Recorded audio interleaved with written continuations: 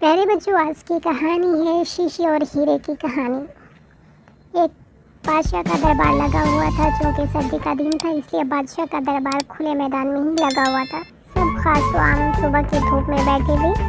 بادشاہ کے تخت کے سامنے ایک میز تھی اور اس پر کچھ قیمتی اشیاء رکھی تھی۔ وزیر، مشیر اور امیر غریب سب دربار میں بیٹھے تھے۔ بادشاہ کے خاندان کے دیگر افراد بھی موجود تھے۔ اسی وقت ایک شخص آیا اور دربار میں داخلے کی اجازت چاہی۔ اجازت مل گئی تو اس نے کہا، میرے پاس 2 اشیاء ہیں۔ میں ہر ملک کے بادشاہ کے پاس گیا ہوں اور اپنی اشیاء کو بادشاہ کے سامنے رکھتا ہوں، پر کوئی فرق نہیں جان پاتا۔ تمام ہار چکے ہیں اور میں ہمیشہ کامران و کامیاب ہو کر لوٹتا ہوں۔ اب آپ کے ملک میں آیا ہوں۔ بادشاہ نے کہا، کیا اشیاء ہیں؟ تو اس نے دونوں اشیاء بادشاہ کے سامنے میز پر رکھ دیں۔ وہ دونوں اشیاء رکھنے میں بالکل ایک جیسی، جسم و یکساں رنگ، یکساں چمک، گویا کہ یہ دونوں اشیاء ایک دوسرے کی نقل محسوس ہوتی تھیں۔ بادشاہ نے کہا، یہ دونوں اشیاء تو بالکل ایک جیسی ہیں۔ تو اس شخص نے کہا، جی ہاں، دکھائی تو ایک جیسی ہی دیتی ہیں، لیکن دونوں مختلف ہیں۔ ان میں سے ایک بہت قیمتی ہیرا اور ایک شیشہ ہے۔ بظاہر یہ دونوں ایک سے ہیں۔ آج تک کوئی یہ نہیں پہچان سکے کہ کون سا ہیرا ہے اور کون سا شیشہ۔ کوئی جانچ کر بتائے تو ان میں سے ہیرا کون سا ہے اور شیشہ کون سا۔ اگر کوئی صحیح پہچان گیا تو میں ہار گیا، تو یہ قیمتی ہیرا آپ کا ہو جائے گا۔ لیکن شرط یہ کہ اگر کوئی پہچان نہیں پایا تو اس ہیرے کی جو قیمت ہے اتنی رقم آپ مجھے بطور انعام دینا ہوگی۔ اسی طرح میں کئی ممالک سے جیت کر آیا ہوں۔ بادشاہ نے کہا، میں تو نہیں پہچان سکتا۔ وزیر و مشیر بولے، ہم بھی جانچ نہیں سکتے، کیونکہ دونوں بالکل ایک جیسے ہی ہیں۔ سب کو گمان تھا کہ اب تو شکست ہی مقدر ہے، لیکن شکست پر انعام کا کوئی مسئلہ نہیں تھا، کیونکہ بادشاہ کے پاس بہت دولت تھی۔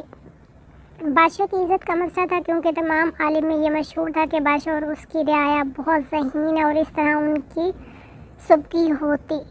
کوئی شخص بہت پہچان نہیں پا رہا تھا۔ آخر کار تھوڑی سی ہلچل ہوئی۔ ایک نابینا شخص ہاتھ میں لاٹھی لے کر اٹھا۔ اس نے کہا، مجھے بادشاہ کے پاس لے چلو۔ میں نے تمام باتیں سنی ہیں اور یہ بھی سنا ہے کہ کوئی پہچان نہیں پا رہا۔ ایک موقع مجھے بھی دیں۔ ایک آدمی کے سہارے وہ بادشاہ کے پاس پہنچا۔ اس نے بادشاہ سے درخواست کی کہ ایسے تو میں پیدائشی نابینا ہوں، لیکن پھر بھی مجھے ایک موقع دیا جائے، میں بھی ایک بار اپنی ذہانت کو جانچ سکوں، اور ہو سکتا ہے کہ کامیابی ہو جائے۔ اگر کامیاب نہ ہوا تو ویسے بھی تو آپ ہار ہی رہے ہیں۔ بادشاہ کو محسوس ہوا کہ اسے موقع دینے میں کیا حرج ہے۔ بادشاہ نے کہا، ٹھیک ہے۔ اس نابینا شخص کو دونوں چیزیں چھونے کے لیے دی گئی اور پوچھا گیا، ان میں سے کون سا ہیرا ہے اور کون سا شیشہ؟ یہی آپ کو معلوم کرنا ہے۔ اس آدمی نے ایک لمحے میں کہہ دیا کہ یہ ہیرا اور یہ شیشہ۔